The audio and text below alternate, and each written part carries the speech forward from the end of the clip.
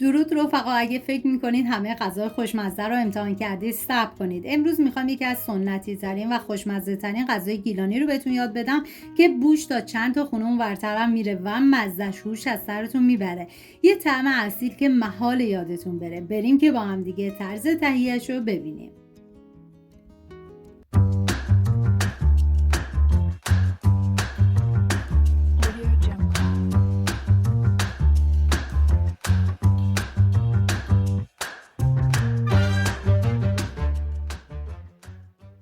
یک عدد پیاز بزرگ رو با دنده درشت رنده کنید و 50% از آب پیاز رو بگیرید. این غذا برای 4 نفر در نظر گرفته شده که شما بر اساس تعداد نفرات باید مواد رو کم یا زیاد کنید. من اندازه ها رو هم در طول ویدیو میگم، هم داخل دیسکریپشن نوشتم. 400 گرم گوشت چرخ کرده نیاز داریم که پیاز رو بهش اضافه میکنم و سبزی معطر این شامی شامل نعنا، جعفری و گشنیز تازه هستش که من از هر کدوم یک دسته استفاده کردم و ریز ریز خورد میکنم. همین اول ویدیو هم میگم دم گیلانیای عزیزمون گرم با این غذای فوق العاده خوشمزه شون. این سبزی شامی گیلانی جز خوشمزه ترین غذای سنتی بود که من تا به امروز درست کردم. بعد از اینکه سبزی رو ریز کردم به گوش اضافه میکنم و یک عدد تخم مرغ. ادویه هم شامل زردچوبه، فلفل سیاه، نمک و پودر تخم گشنیز. ببینید پودر تخم گشنیز تو دستور تهیه غذای اصلی نبود، پس قابل حذفه. همه مواد رو با هم دیگه ورز میدم و به مدت 20 دقیقه میذارم داخل یخچال. من غذاهای اصیل و سنتی زیادی درست کردم که لینکش رو داخل دیسکریپشن گذاشتم. دوست داشتید ببینید، درست کنید و از خوردنش لذت ببرید.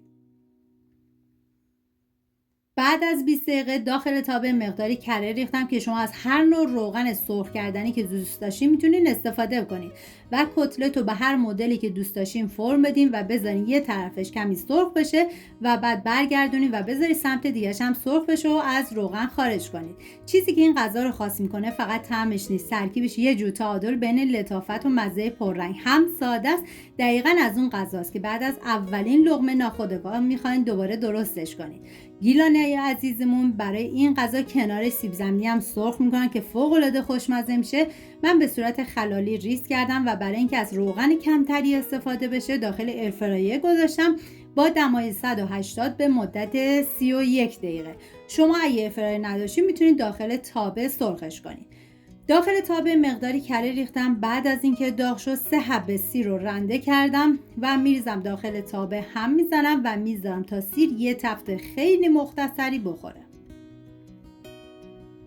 یه قاشق غذاخوری رب گوجه فرنگی رو میریزم،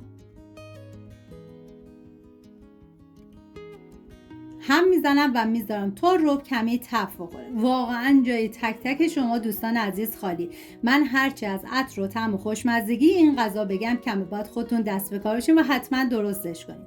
ما نیاز به 1 لیوان آب انار داریم که من از 1 لیوان آب انار ملس استفاده کردم و میریزم داخل تابه، هم میزنم تا همه مواد با همدیگه مخلوط و یک دست بشن. و شامیایی که سرخ کردم و داخل این سس میچینم. ببینید اگر از آب انار شیرین استفاده بکنید این شامی خیلی شیرین میشه، برای همین باید حتما از آب انار ملس استفاده کنید. بعد از اینکه شامی‌ها رو گذاشتم داخل سس میذارم به مدت نیم ساعت بپزه و جا بیفته. 10 دقیقه آخر من بهش گوجه گیلاسی اضافه کردم که شما میتونید گوجه رو اضافه نکنید، سرخ کنید و در کنار غذا سرو کنید. این دیگه کاملا سلیقه‌ایه و میذارم 10 دقیقه دیگه این شامی بپزه و جا بیفته. خب این هم از غذای امروزمون، یه ترکیب ساده که طعمش برای من خیلی فراتر از انتظار بود. اگه شما هم درستش کردین خوشحال میشم نظرتون رو بدونم، چون فکر میکنم هر کسی یه تجربه متفاوت ازش خواهد داشت. امیدوارم درست کنیم و در کنار خانواده از خوردنش لذت ببرید. سپاس از همراهی همیشگیتون. تا ویدیوی بعدی مراقب خودتون و خوبی هاتون باشید. تا درودی دیگر، بدرود.